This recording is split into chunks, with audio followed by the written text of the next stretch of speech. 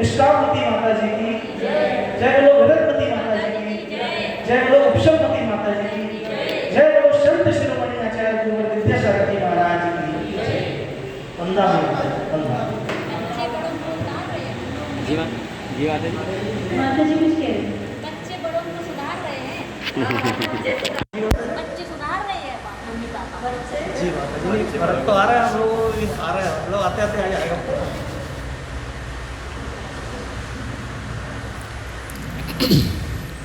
नमः श्रीवर्धमानाय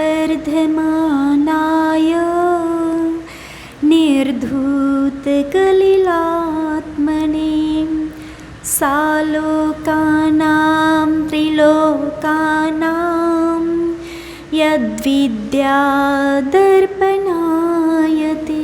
एकाग्र करो।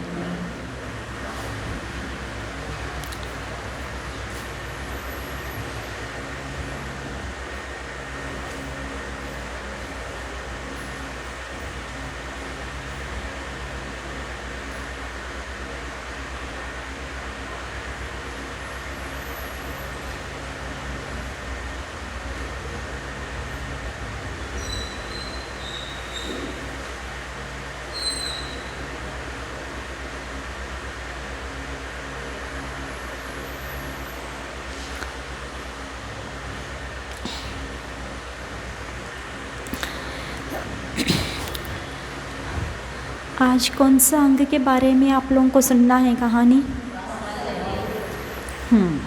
वात्सल्य अंग। लेकिन वात्सल्य तो पासन में है। वात्सल्य अंग में कौन प्रसिद्ध हुआ है? विष्णु कुमार महामुनि महाराज। पर अभी आप लोगों ने विगत दिनों में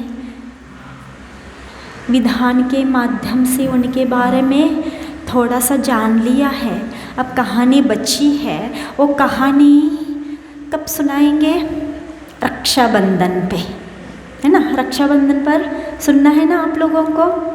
अब उसके बाद आठवें नंबर कौन सा है? प्रभावना अंग।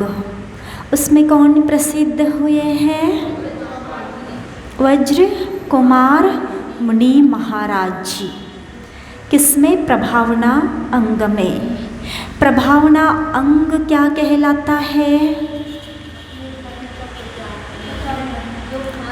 उसमें क्या आया है कारिका में? समंतभद्र स्वामी की भाषा में प्रभावना अंग यानी क्या कहलाता है? प्रभावना अंग की परिभाषा कोई बताएगा?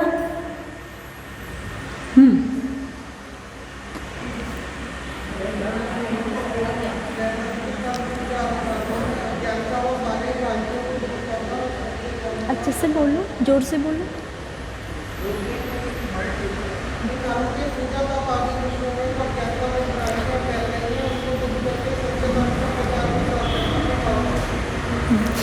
अज्ञानतिमिरव्याप्ति मपाकृत्य यथायथम जिन शासन महात्मा प्रकाशशत प्रभावना। अंधकार को दूर करके जिन शासन के प्रकाश को फैलने का नाम ही क्या है? प्रभावना है। ये तो एक अंतरंग का भी होता है और बहिरंग का भी होता है। बाहर क्या है कि जिन शासन के प्रभावना को फैलाना, अंधकार को दूर करना, और एक अंतरंग में भी होता है। यह जीव अनादि काल से किससे? अंधकार से फैला हुआ है। जीव के अंदर किसका अंधकार फैला हुआ है? अज्ञानता का। अज्ञानता का क्यों फैला हुआ है? कषाय का अंधकार फैला हुआ है। क्यों फैला हुआ है? किसका प्रकाश चाहिए इसको? ज्ञान का, सुज्ञान का। तो वह ज्ञान क्या है? क्या है? सम्यक ज्ञान है वो कब प्राप्त होता है? सम्यक दर्शन की प्राप्ति होने के बाद ही सम्यक ज्ञान की प्राप्ति होती है। हमने बहुत स्वाध्याय किया, बहुत पुस्तकें, बहुत इतने सारे ग्रंथों के अध्ययन किया कि कौन से पृष्ठ में, कौन से लाइन में कौन सी बातें लिखी है इतना तो याद रख लिया, लेकिन अंतरंग में जो सम्यक दर्शन नहीं है, मिथ्यात्व है, तो मिथ्यात्व के साथ केवल अक्षर ज्ञान के माध्यम से क्या अंधकार का दूर हो सकता है क्या? वह ज्ञान कहला सकता है क्या? नहीं कहला सकता है। वह प्रकाश, उसमें जो प्रकाश है वो कैसे आएगा? सम्यक दर्शन के माध्यम से ही क्या होता है? प्रकाश यानी ज्ञान, सम्यक ज्ञान कहलाता है। तो सबसे पहले हमें जरूरत क्या है? मिथ्या दर्शन को हटाना। जैसे ही मिथ्या दर्शन हट गया, कषाय हट जाती है, अज्ञानता दूर हो जाता है, तो क्या हो जाता है? ज्ञान अपने आप आता है। लेकिन अनादिकाल से संस्कार है, अनादिकाल से इतने दृढ़ संस्कार है, उसको तोड़ना बहुत कठिन हो जाता है। पहले के महिलाएं कुएं से पानी भरा करती थी, है ना? आप लोग भी भरे हैं क्या कभी? तो उसमें क्या होता है कि वो पत्थर का ऊपर बना हुआ रहता है और रस्सी से वो कुएं से पानी खींचती है। वो रस्सी बार बार नीचे जाना फिर ऊपर आना, ऐसे करते करते क्या होता था? वो पत्थर ही कट जाता था। अब मैं आपसे पूछूं कि पत्थर कठोर है अथवा रस्सी कठोर है? हाँ, पत्थर कठोर है अथवा रस्सी कठोर है? पत्थर कठोर है। पत्थर से रस्सी कटनी थी, लेकिन क्या होता है? रस्सी से पत्थर कट जाता है। ऐसे ही हमारे सुसंस्कार बहुत अच्छे, बहुत नरम, एक सम्यक रूप परिणाम होने के बाद भी क्या होता है? बार बार वो घर्षण से एक कठोर चीज़ भी कट जाती है। ऐसे सुसंस्कार से हमारे कुसंस्कार हमेशा हमेशा के लिए मिटकर टुकड़े टुकड़े हो जाते हैं। पर क्या होना चाहिए?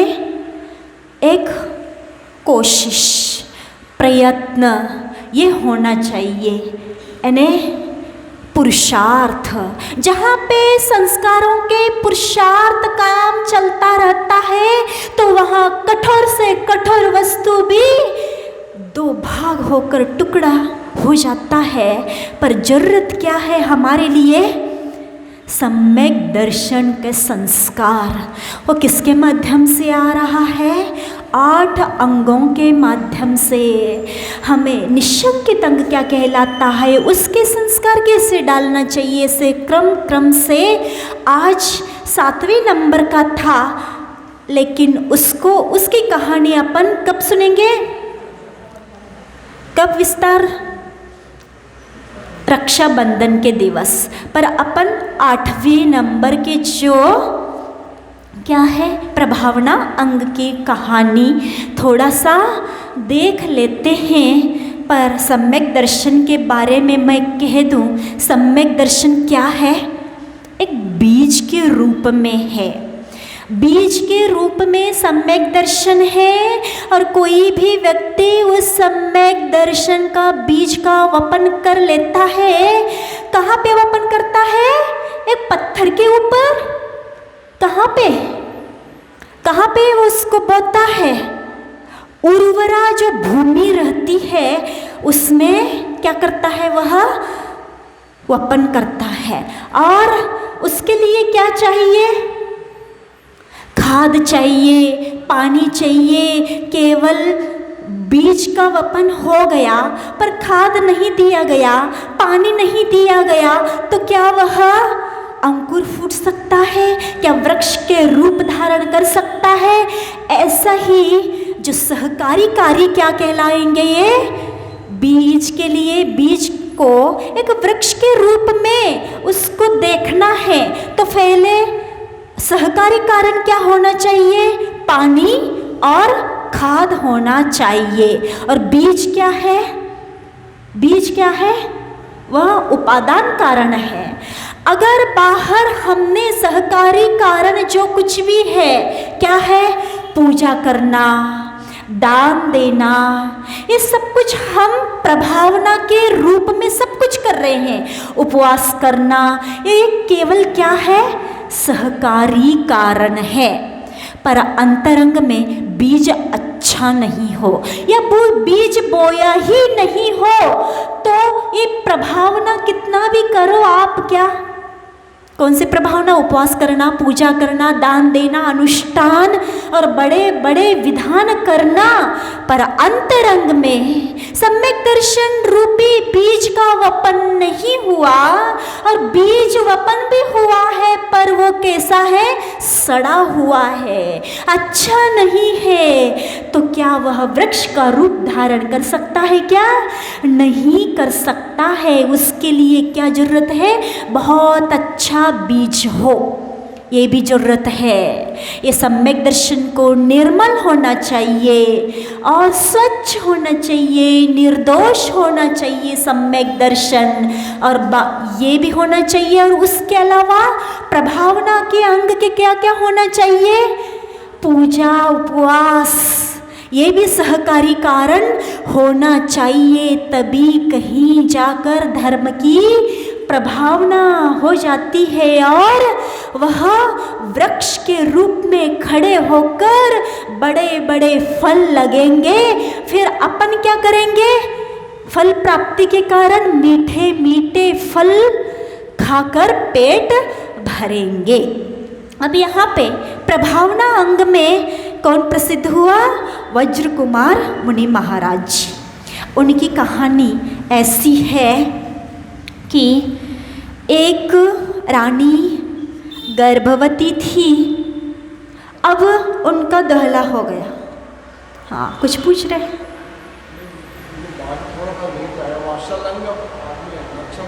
हाँ, वात्सल्य अंग की कहानी को बचा के रखा है आप लोगों के लिए, क्योंकि जब अब आने वाली रक्षाबंधन है ना, उसमें कहानी बहुत विस्तार से अपन संगीत के साथ सुनना है ना, कथा के साथ सुनना है, उसकी कहानी संगीत के साथ सुनना है, इसलिए ऐसे ही सिंपल नहीं सुना रहे हैं। तो क्या कह रहे थे? एक रानी के गर्भ ठहर गया, अब उनका दोहला हो गया कि आम खाने की इच्छा हो गई। अब वह राजा से कहती है, पर वह मौसम ऐसा था, वह ऋतु ऐसा था, आम आने वाला ऋतु नहीं था। अब कहाँ से आम लेके आए? फिर भी क्या करते हैं, ढूंढते ढूंढते रानी ढूंढते ढूंढते वन निकल जाता है वह राजा, और एक वृक्ष के नीचे मुनि महाराज जी तप कर रहे थे। वह कौन सा वृक्ष था? आम का वृक्ष था। अब जैसे ही मुनि महाराज जी को देखते हैं और गदगद हो जाते हैं और नमोस्तुति करके, जैसे ही वह उनकी दृष्टि उस वृक्ष के ऊपर पड़ती है तो क्या हो जाता है, वहाँ पे एक ही आम लटक रहा था। सोचो कैसा पुण्य का उदय रहता है। हम क्या करते हैं, अपने मन की बात को यानी अपनी इच्छा पूर्ति करने के लिए बाहरी सामग्री को इकट्ठा करते हैं, करने की कोशिश करते हैं, लेकिन हमारा पुण्य कम पड़ जाता है। तब क्या हो जाता है, बाहरी सामग्री मिलने के बाद भी यानी पास में होने के बाद भी वह दूर हो जाती है। वह सारी सामग्री सारी वस्तुएं दूर हो जाती है। क्यों? हमारा इतना तीव्र पाप कर्म का उदय रहता है। अब जब पुण्य कर्म का उदय रहता है और वह व्यक्ति सोचता है कि हमें ये चीज़ चाहिए, ये हमें ये करना है, पर कहीं पे भी आस नजर नहीं आ रहा है बाहरी, फिर भी क्या हो जाता है, उसका पुण्य इतना तीव्र रहता है, कहीं न कहीं निमित्त जुड़ ही जाता है और उसकी मनोकामना पूरी हो ही जाती है। कब? जब पुण्य का उदय रहता है तब बाहर कुछ दिखता नहीं है, अनायास कब कहाँ पे एक व्यक्ति आ जाता है, वस्तुएं जुट जाती है और वह हमारी मन की बात पूरी हो जाती है। अब ऐसा ही हुआ, राजा बहुत पुण्यशाली था और जैसे ही उसने देखा कि आम लटक रहा है, अब तो क्या हो गया, हमारा काम बन गया। और मुनि महाराज से उपदेश ऐसा सुन लेता है, उसको वैराग्य हो जाता है उस राजा को।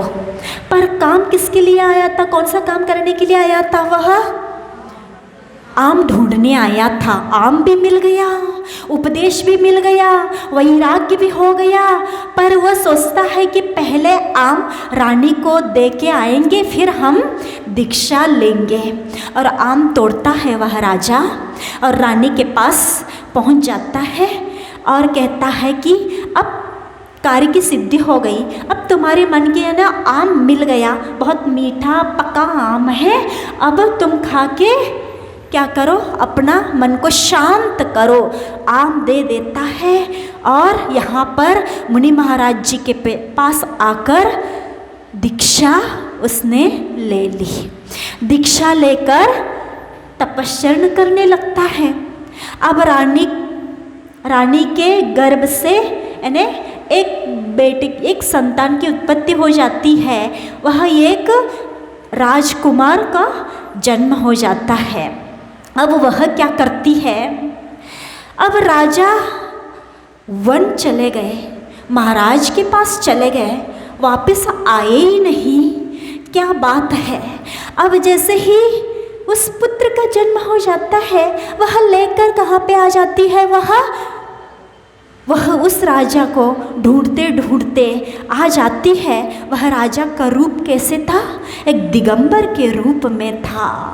वह अपने आनंद में लीन था, आत्मा में लीन था, तपश्चरण में, साधना में वह महाराज जी लीन रहते हैं, आनंद में डूबे रहते हैं, आंखें बंद रहती हैं। तब वह जाके क्या करती है, उस पुत्र को, जन्मा हुआ जो पुत्र रहता है, वह दिखाती है ये आपका पुत्र है, पर वो आँख उठाकर नहीं देखते हैं। तब कहती है, पहले तो प्रेम से कहती है, पर जब महाराज जी आँख उठाकर भी नहीं देखते हैं, तब क्या करती है, आपने सब पुरुषार्थ कर लिया, पुत्र की उत्पत्ति हो गई, अब इसको कौन संभालेगा, इसकी जिम्मेदारी कौन लेगा, तो आप नहीं देखोगे, मैं अकेली क्या कर सकती हूँ। अबला होकर कुछ भी कहती रहती है, पर भी तो भी वह आँख उठाकर नहीं देखते हैं। तब वो क्या करती है,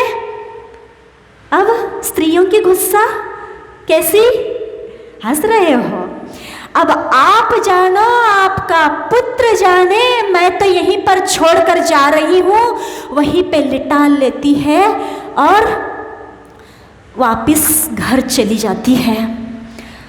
तब क्या होता है, उसी समय एक विद्याधर ऊपर से जा रहा था, दर्शन के लिए आया, उन मुनि महाराज जी के दर्शन के लिए ऊपर विमान जा रहा था। मुनि महाराज जी को देखकर जैसे ही नीचे उतरता है, तो मुनि महाराज जी के दर्शन तो कर लेता है, साथ साथ में उसने क्या देखा, एक बालक खेल रहा है और नवजात है।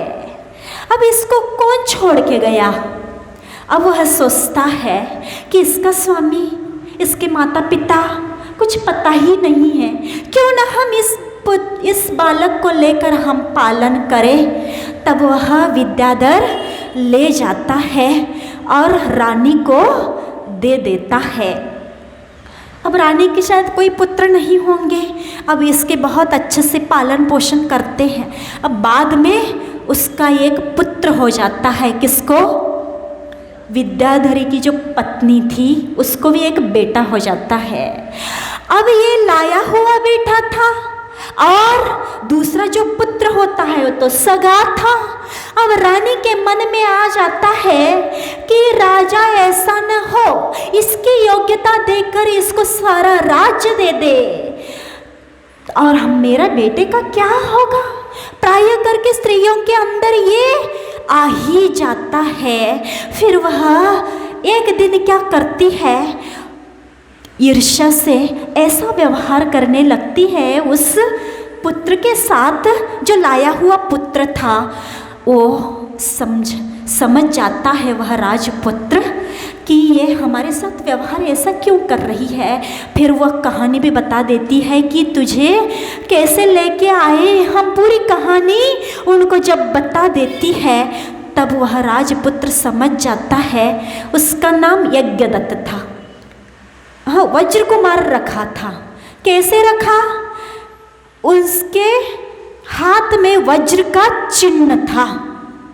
किसका, जो पुत्र वो रानी मुनि महाराज जी की जो पत्नी थी वो वहाँ पे लिटा के गई थी, वह पुत्र वह बालक के हाथ में क्या था, वज्र का चिन्ह था। उसी चिन्ह को देखकर जो विद्याधर ले गया था उसने नाम इसका क्या रखा था, वज्र कुमार। तो अब वज्र कुमार को अपनी कहानी समझ में आ गई। क्या क्या कहानी थी, हमें तो लेकर आए हैं और ये विद्याधर हमारा पालन पोषण किया। अब मैं यौवन अवस्था को प्राप्त हुआ हूँ और ये मैं सगा पुत्र नहीं हूँ इनका, और सगा पुत्र तो ये हमारा भाई है। अब ये रानी क्या चाहती है, जो सगे पुत्र है उसके लिए राज देना चाहती है और हमसे ईर्ष्या करती है, हमारी योग्यता भी बहुत ईर्ष्या करती है। उसको वैराग्य हो जाता है। और क्यों ना हम ढूंढते ढूंढते वो जो सगे पिताजी जो दीक्षा लिए हैं मुनि महाराज जी के रूप में हैं, उन्हीं के पास में जाकर क्यों ना दीक्षा धारण करूं। वह चले जाते हैं, वह वज्र कुमार चला जाता है और ढूंढते ढूंढते कहाँ पे पहुँच जाते हैं, जो अपने पिताजी जो मुनि महाराज जी के रूप में रहते हैं वहीं पे पहुँच जाता है और कह देते हैं कि अब हमें संसार में नहीं रहना है, हमें दीक्षा दे दीजिए। अब सोचिए उनके पिताजी ऐसे नहीं थे, थोड़ी सी समझाना नहीं, थोड़ा सा राज्य कर लो, अभी थोड़ा सा भोग कर लो, अभी तुम्हारी उम्र कैसी है, बहुत छोटी है, अभी तुम्हारी उम्र दीक्षा लेने लायक नहीं है, अभी भोगने का और मौज का ये यौवन है, अभी दीक्षा नहीं लेना, ऐसे समझाते हैं क्या। अपने ही कोई भी संतान, अपने ही कोई या कोई भी निकलता है घर से तो माता पिता क्या करते हैं, इतने आसानी से छोड़ते हैं क्या। पहले पूरी इतनी कोशिश करेंगे कि बेटा ऐसा नहीं है, बहुत कठिन मार्ग है ये, अभी देख रहे हो क्या नहीं देख रहे हो वर्तमान में कि कैसी परिस्थितियां हैं, और इधर ऐसी ऐसी बातें, कुछ भी नेगेटिविटी आ जाए इस मार्ग के को लेकर और वैराग्य ठप हो जाए, उनका पूरा वैराग्य चला जाए, ऐसी ऐसी बातें अपन माइंड में लाने के लिए कोशिश करते हैं ताकि वो आगे न बढ़े, दीक्षा न ले, व्रत न ले। लेकिन सही माता पिता वो ही कहलाते हैं जो उनके मन में आ रहा है और वो हमने जो पाया उससे भी बढ़कर है, वह सुख का मार्ग है, तो वो कभी रोकेंगे नहीं, सही वो माता पिता हो तो।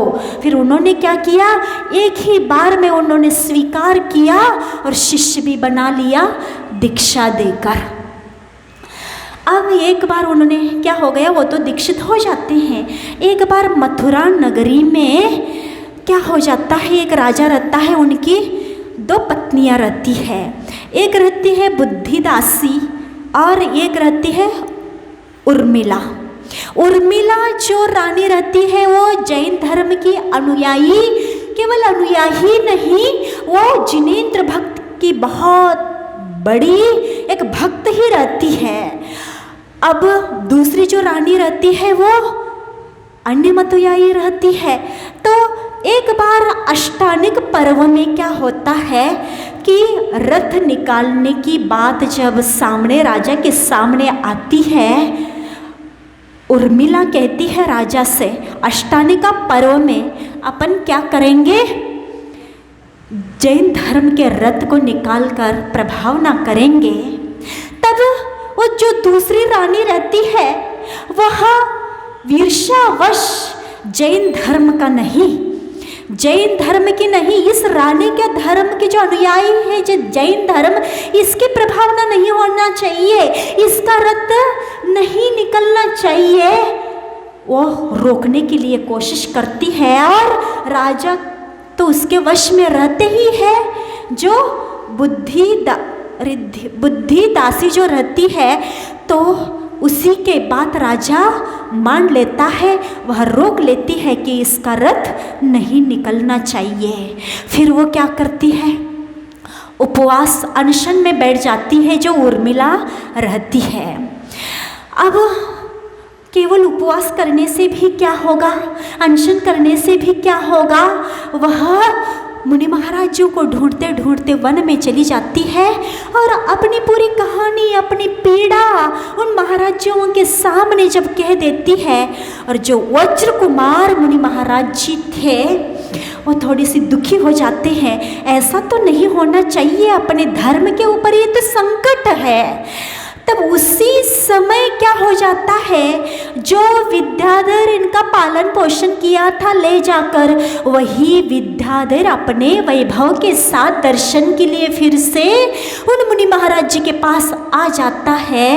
तब वह मुनि महाराज जी क्या कहते हैं, बड़ा संकट आया है धर्म के ऊपर, अपना धर्म दब रहा है और दूसरी रानी का प्रभाव के माध्यम से उनका धर्म की प्रभावना हो रही है। अब ये कार्य तुम ही कर सकते हो, या अष्टानिका में जो रथ निकलने वाला है वह मना हो गया है राजा के तरफ से। अब अपन को क्या करना है, तुम राजा से भी बड़े राजा हो, विद्याधर हो, अपने वैभव, आपका वैभव बहुत बड़ा है, उस वैभव का शक्ति का काम अब कब काम में आएगा। अब इसी में तुम दिखा दो कि रथ निकलना है तो आप निकाल के दिखा दो अपने जैन धर्म का रथ, जिनेंद्र भगवान का रथ। तब है आज्ञा लेकर एक आज्ञा मुनि महाराज जी की मिल जाती है, तो सौभाग्य समझ जाते हैं। और ये सौभाग्य है कि आपके मुख से हमारे लिए कोई आज्ञा तो मिल गई। उस समय क्या हो जाता है, वह विद्याधर अपने वैभव के साथ ऐसे रथ, जिन धर्म का ऐसा रथ अष्टानिका में निकलते हैं, धरती पर नहीं आकाश में रथ निकालते हैं, तो क्या हो जाता है, बड़ी प्रभावना हो जाती है। इसकी प्रभावना किसने किया, किसने कहा, किसके निमित्त से हुआ, वज्र कुमार मुनि महाराज जी के निमित्त से हो गया। इसलिए इस अंग में कौन प्रसिद्ध हो गया, वज्र कुमार मुनि महाराज जी। उनके माध्यम से ही उन्होंने केवल कहने का काम किया, लेकिन इन्हीं के निमित्त से हुआ। तो इस अंग में वज्र कुमार मुनि महाराज जी प्रसिद्ध हुए। सभी लोग देखते ही रह गए कि आकाश मार्ग में इनका रथ निकल रहा है और जैन धर्म की प्रभावना हो रही है। और इस प्रभावना को देखकर राजा भी और जो दूसरी रानी थी वो भी बदल गई, और ये दोनों किसके अनुयायी बन जाते हैं, जैन धर्म के अनुयायी बन जाते हैं। ये होती है प्रभावना, प्रभावना अंग। ये बाहरी प्रभावना अंग है, पर निश्चय ये व्यवहार से देखा जाए तो प्रभावना है, लेकिन निश्चय से प्रभावना अंग समय सार में आचार्य कुंद स्वामी क्या कहते हैं, विचारम आरूढ़ो मनोरह रहे सुहन दिजो छेदा जिन नान पहावी सम्मा दिट्टी मुने दवो। इन्हें कुंद कुंद स्वामी क्या कहते हैं? सही प्रभावना, इन्हें निश्चय से प्रभावना करने वाले कौन होते हैं? मुनि महाराज जी हुआ करते हैं। वो कैसे हुआ करते हैं मुनि महाराज जी? विद्या रूपी रथ के ऊपर आरूढ़ होकर किसका हनन करते हैं? इंद्रियों का और मन का हनन करते हैं और रत्नत्रय रूपी अथवा विद्या रूपी रथ के ऊपर आरूढ़ होकर क्या करते हैं? प्रभावना करते हैं। ऐसे मुनि महाराज जी निश्चय से क्या कहलाएंगे? प्रभावना अंग के धारी कहलाएंगे। अब उन्होंने कुंद कुंद स्वामी ने क्या कहा? रत्नत्रय के रथ के ऊपर आरूढ़ होना और क्या करना? क्यों बातें कर रहे हो आप लोग पीछे? हाँ, बात समझ में नहीं आ रही है क्या? ठीक है, मौन लेकर बैठना है ना, और कान खोल के रखना है। ये बंद रखना है और ये खोल के रखना है। क्या बता रही थी? हाँ, मुनि महाराज जी निश्चय धर्म के कैसे प्रभावना अंग के धारी रहते हैं कि मन को हनन करने वाले होते हैं। कैसे मन को कंट्रोल करने वाले होते हैं और इंद्रियों को कैसे कंट्रोल करने वाले होते हैं? वो मन के वशीभूत नहीं होते हैं। उनके अंदर प्रभावना करने की ख्याति, लाभ, पूजा की कोई भी मन में आ गया तो क्या हो गया? ये मन कंट्रोल करना कहलाता है क्या? ख्याति, लाभ, पूजा अगर मुनि के मन में आ रहा हो तो वह प्रभावना नहीं। उसके माध्यम से कितनी भी भीड़ इकट्ठी कर लो, लेकिन मन में क्या है? मन वश नहीं है, इंद्रियां वश नहीं है। तो क्या वो अंतरंग में, निश्चय में, क्या वह प्रभावना अंग के धारी कहलाएंगे क्या? नहीं कहलाएंगे। वो केवल कर्म की निर्जरा के लिए और अपनी मोक्ष की सिद्धि के लिए क्या करते हैं मुनि महाराज जी? रत्नत्रय रूपी रथ के ऊपर आरूढ़ होते हैं। वो रत्नत्रय कैसा है? वो और मन के विषयों को हटाकर फिर आरूढ़ होने वाले हैं। वर्णी जी कहते हैं, वर्णी जी क्या कहते हैं? कहते हैं अभी तक कितने तीर्थंकर हुए? अरे 24 नहीं, अनादिकाल से। वैसे एक काल में, एक अवसर्पिणी में, एक काल में क्या होता है? 24 तीर्थंकर होते हैं, 12 चक्रवर्ती होते हैं और बलभद्र भी 9, नारायण सब, ये 63 शला का पुरुष होते हैं। इनका प्रभाव कितना रहता है? कितना प्रभाव रहता है? और चक्रवर्ती को ही लिया जाए तो उनका वैभव कितना रहता है? कितनी रानियां रहती है, कितने हाथियाँ और कितने घोड़े। 84 लाख हाथी आप वैराग्य भावना में पढ़ते हैं ना। कितनी रानियाँ? 18,000, 96,000 रानियाँ और हाथी, घोड़े और इतने, और 6 खंड के अधिपति रहते हैं। कौन? चक्रवर्ती। इन्हें उनका नाम कहाँ नहीं रहता? अच्छा बताइए कहाँ पे नहीं रहता उनका? 6 खंड है, 6 खंड के अधिपति है, इतने बड़े राजा है और 6 खंड में रहने वाले जितने मांडलिक, महामांडलिक, जितने भी बड़े बड़े राजा रहते हैं वो सब इनके चरणों में दास बनकर रहते हैं। एक भी राजा ऐसा नहीं रहता है कि इनके ऊपर अधिपत्य को जमाने वाला हो, लेकिन ये ही सर्वश्रेष्ठ रहने के बाद भी उनका नाम कितना रहता है और कितनी बड़ी आयु रहती है। पूरी आयु होने तक ऐसा राज करते हैं। पर आज आप लोगों को उनका नाम पता भी है क्या? बस भरत चक्रवर्ती का नाम पता है। 12 जो चक्रवर्ती हुए हैं उनका नाम तक आप लोग नहीं जानते हैं। इन्हें नाम भी अभी एक जीवित नहीं रहा। अगर अपन को नाम चाहिए है तो किसी ने पूछा कि नाम 12 नाम चाहिए चक्रवर्तियों का, तो क्या आप क्या करोगे? आप पुराण उठाओगे, ढूंढोगे, फिर ये नाम याद करोगे, फिर आप बताओगे। पर इतना यश था, इतना नाम था, इतना बड़ा वैभव तक कहाँ चला गया बताइए? कहाँ चला गया वह वैभव? रानियाँ कहाँ चली गई? वो हाथी कहाँ चले गए? घोड़े कहाँ चले गए? और वो नाम जो रोशन था, सब दास बनकर रह गए थे उनके चरणों में, वो नाम कहाँ चला गया? ऐसे कितने हुए? अभी हुए जो 12 चक्रवर्ती है उन्हीं का नाम पता नहीं है, और अनंत काल से अनंत अनंत चक्रवर्ती हो के चले गए। अनंत तीर्थंकर हुए, अनंत बलभद्र हुए। किसी का नाम आप जीवित है क्या? अमर है क्या? फिर व्यक्ति क्या करता है?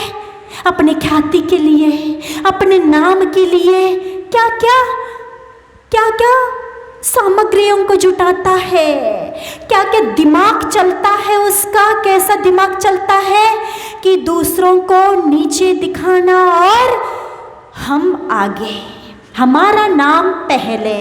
कुर्सी पे कोई बैठा है तो उसको कैसे हटाया जाए, उस कुर्सी को कैसे खाली किया जाए। फिर उस कुर्सी में कौन को बैठना है?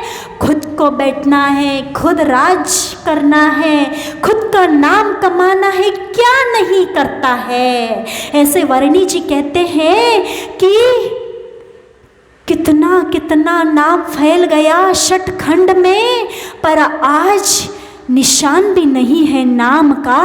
फिर आप क्या क्या सोचते हो? नाम के लिए क्या करोगे? कितना रहेगा आपका? आप उनकी इज्जत, उनकी पूछ कितनी रही षटखंड में, और आप केवल थोड़े से अपने गांव में ही, थोड़े अड़ोस पड़ोस के गांव में ही, अपने ही मध्य प्रदेश में ही और अपने ही भारत में ही नाम लाने के लिए क्या क्या ढोंग रचाते हो, क्या क्या पाप को अपनाते हो, दूसरों को गिरा के क्या नहीं करते हो?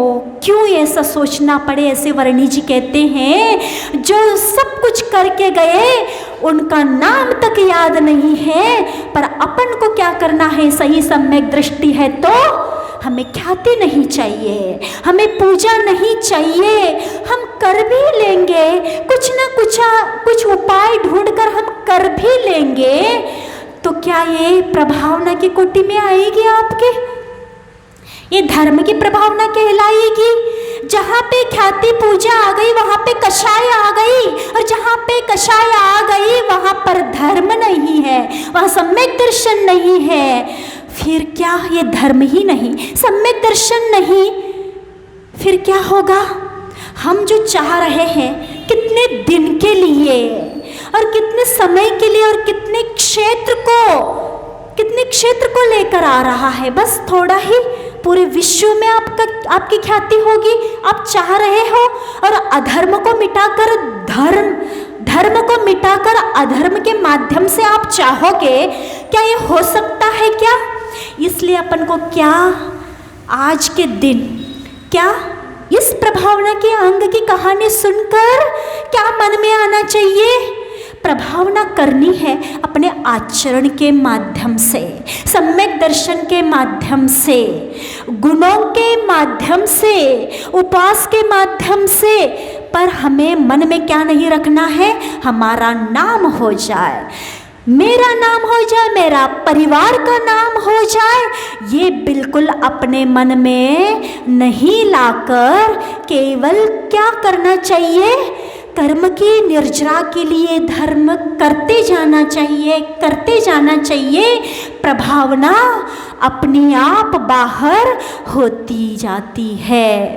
तो मन को निर्मल बनाना, और भगवान ने जो कहा है उस धर्म को अंतरंग से धारण करना, अहिंसा धर्म पालन करने के लिए व्रतों को अंगीकार करना, इसके माध्यम से आपका मन निर्मल हो गया, उज्जवल हो गया। ये ही क्या है? अंतरंग की प्रभावना है। ऐसे मुनि महाराज जी क्या करते हैं? विद्या रूपी रथ के आरूढ़ हो जाते हैं, तो अंतरंग में निर्मलता आ गई, मन निर्मल हो गया। तो यही अंतरंग की प्रभावना है। और आपको कहने की आवश्यकता नहीं है कि फूल खिला है बगिया में, अब फूल से कहने की आवश्यकता नहीं है कि तुम खुशबूदार हो, थोड़े से बाहर भी तो निकल आओ, थोड़ी सुरभि भी फैलाओ बाहर तक। कहने की आवश्यकता नहीं है फूल से कि फूल खुशबूदार है तो महक तो दूर दूर तक ऑटोमेटिकली अपने आप फैल जाती है। ऐसे ही अंतरंग की निर्मलता से, अंतरंग की प्रभावना से बहिरंग की प्रभावना अपने आप नहीं चाहते हुए भी उसकी खुशबू बहुत दूर दूर तक फैल जाती है। ये प्रभावना अंग आज आपने कहानी सुन ली और आप अपनी शक्ति के अनुसार, अपनी भूमिका के अनुसार कैसे प्रभावना करोगे, कहाँ से शुरू करोगे, अब आप लोग समझ चुके हैं कैसे करना है ना। अब थोड़ा सा वर्धमान स्तोत्र का 10 मिनट देखते हैं। 25 नंबर है ना, 25वें नंबर का।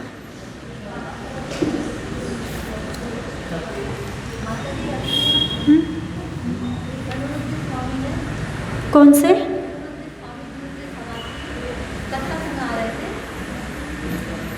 नाम समझ में नहीं आ रहा। हाँ,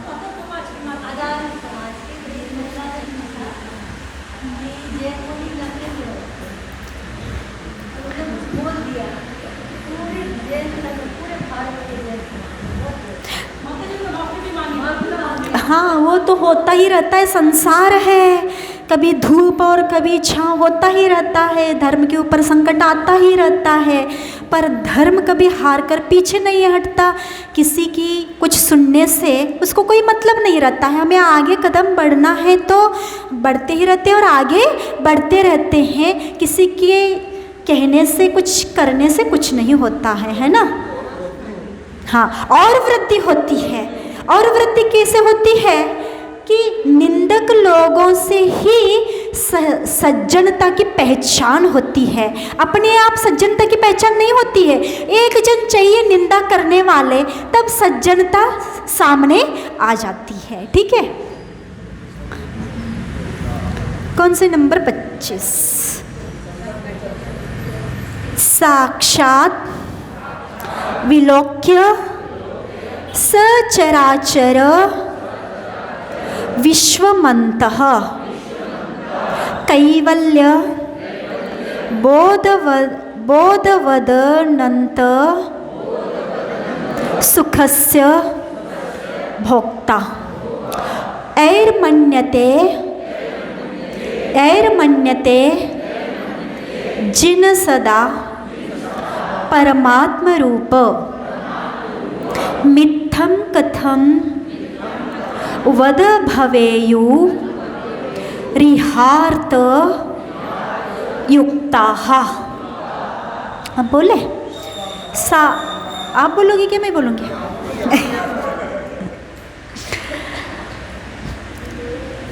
साक्षात् विलोक्य च सचराचर विश्वमन्तः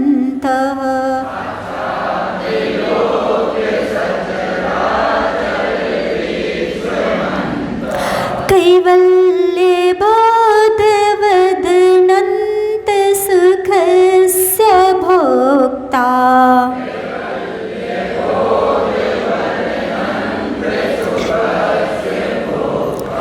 ऐर्मन्यते जिन सदा परमात्म रूप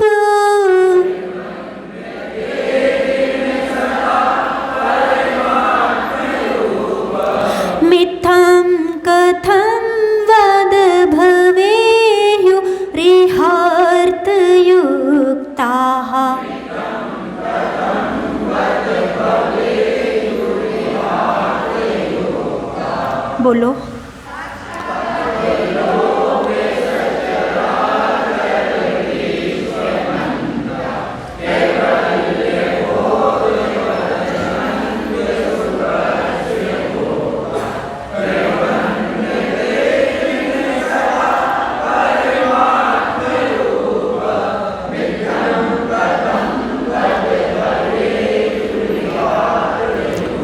क्यों सबके पास पुस्तक नहीं है क्या?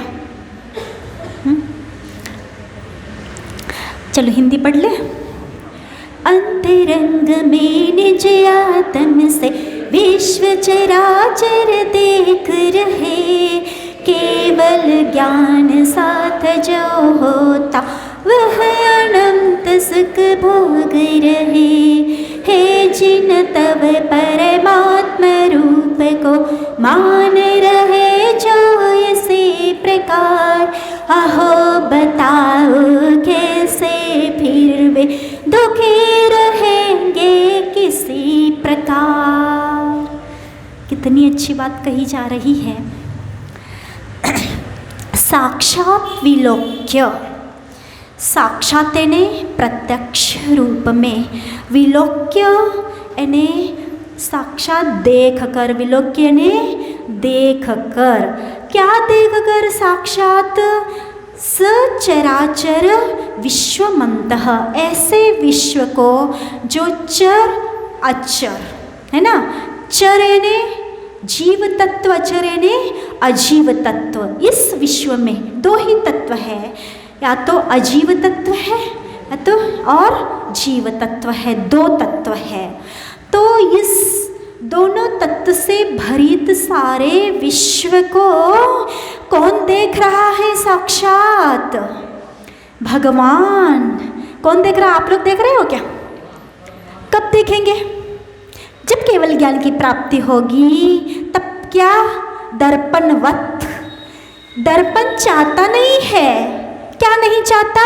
कि सामने वाला कोई भी, मान लो बच्चे खेल रहे हैं, इधर से उधर जा रहे हैं, तो दर्पण चाहता है क्या? कि उनको हमें अंदर झलकाना, पर स्वाभाविक से ही वह झलकते ही रहते, जो कुछ भी सामने आएगा सब झलकेगा।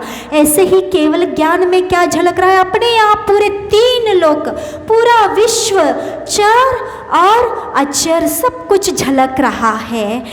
ऐसे चराचर से तो विश्व को प्रत्यक्ष आप क्या कर रहे हैं? देख रहे हैं। कैसे देख रहे हैं?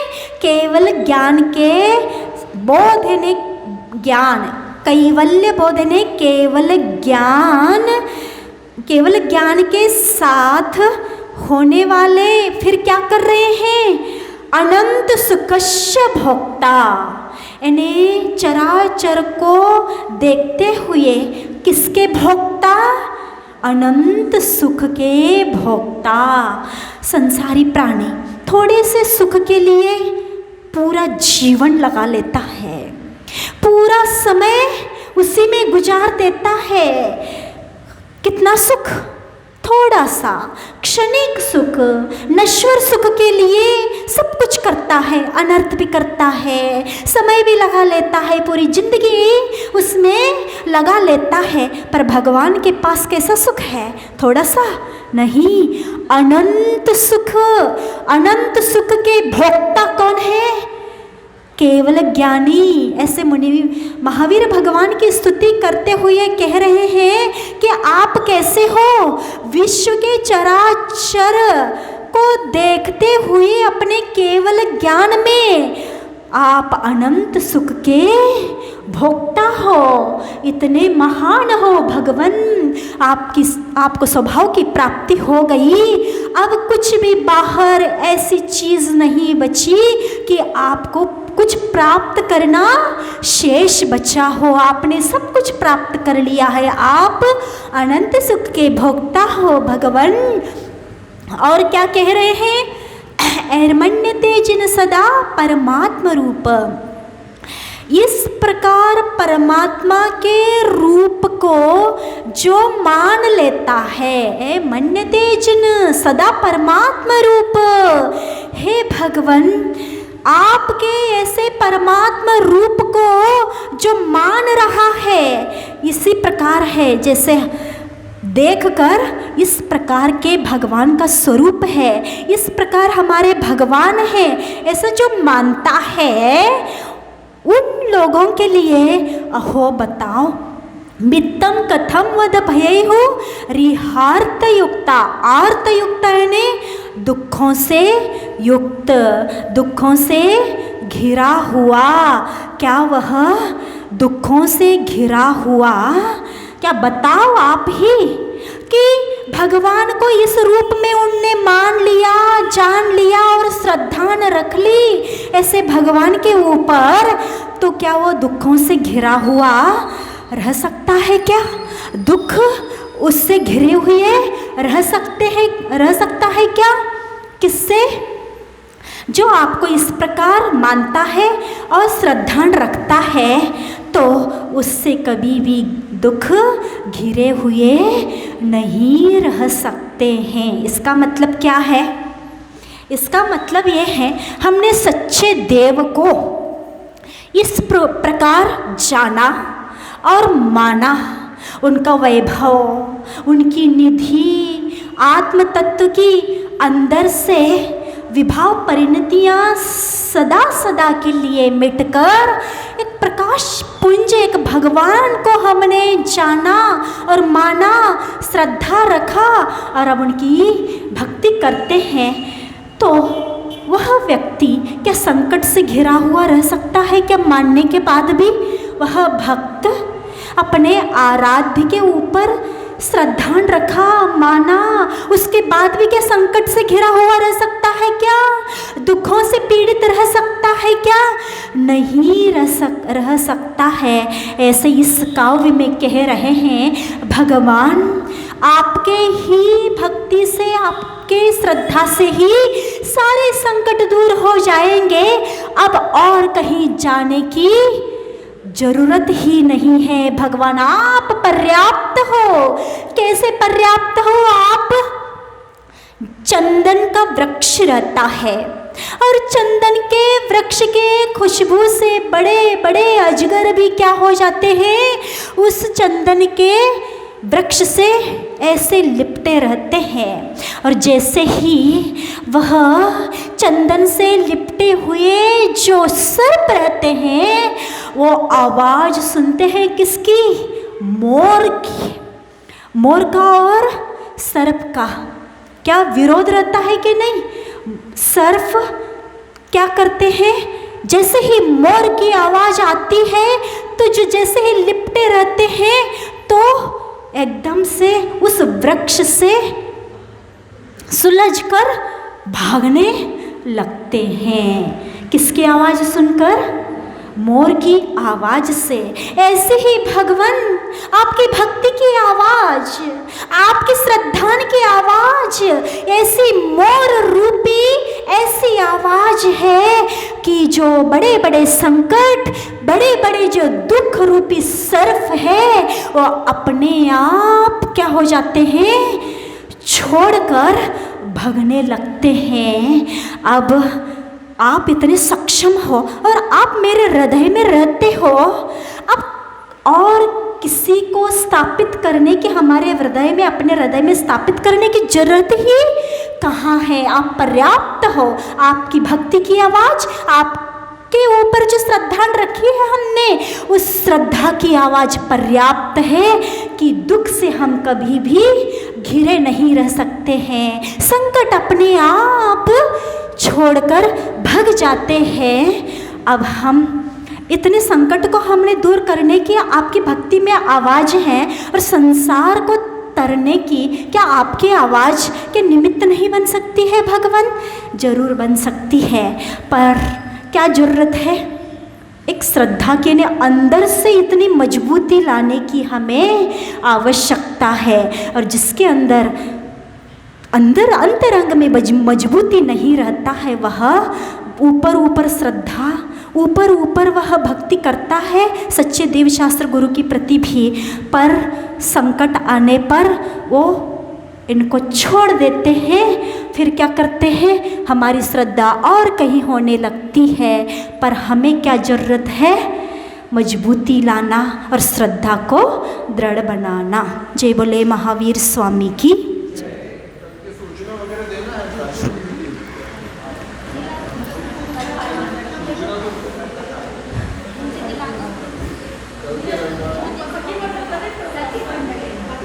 कल की सूचना, कल रविवार है, क्या प्रोग्राम होना है? अहिंसा पथ नाटक करना है ना, यही है, मुझे तो जानकारी नहीं। जानकारी है किसी को? सखी मंडल या महिला मंडल से कोई कार्यक्रम आयोजित हो तो बताएं आपको यहाँ पे।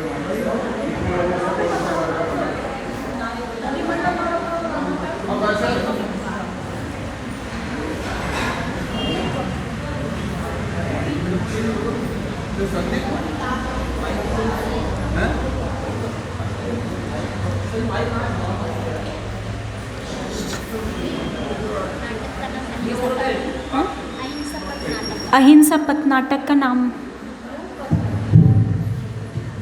बोले जन श्रवण्याचार्य भगवान श्री विद्यासागर महाराज की राज की जय। आयिका मां निष्कामवती माता जी की वंदनीय आयिका सलगिरी माता जी के निर्देशन में कल हम सखी मंडल एक लघु नाटिका के माध्यम से मूक पशुओं की पुकार एक छोटी सी प्रस्तुति देंगे, जिसमें वो जीव अपनी अंतर वेदना से आपको बताएंगे कि आप कैसे अपनी जिह्वा के स्वाद से हम लोगों की शरीर को आहार के रूप में ग्रहण करते हैं। उनकी पुकार है कि आप हमें समझें और आप शाकाहार हैं तो शुद्ध शाकाहारी बनकर अपने जीवन को सफल बनाएं। बोले शब्द श्रवण्याचार्य भगवान श्री विद्यासागर की महान की राज की।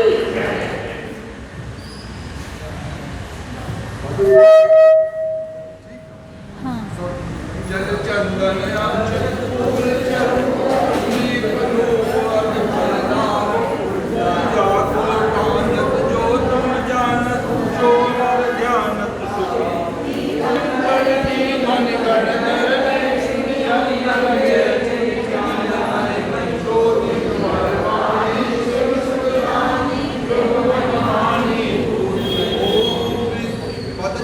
जिन मुखोद्भव सरस्वती देवी अनर्घ्य पद प्राप्ताय अर्घ्यम निरूपामिति सिरिजिन वाणी कल्याणी जगजन मदतम मोहहरी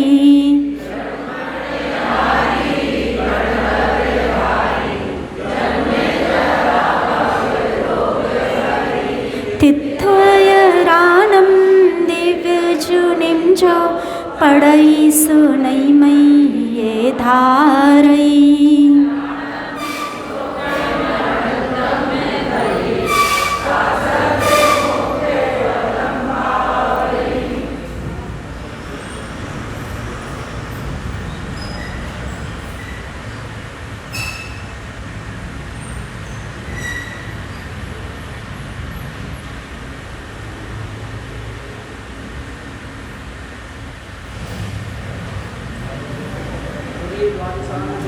माता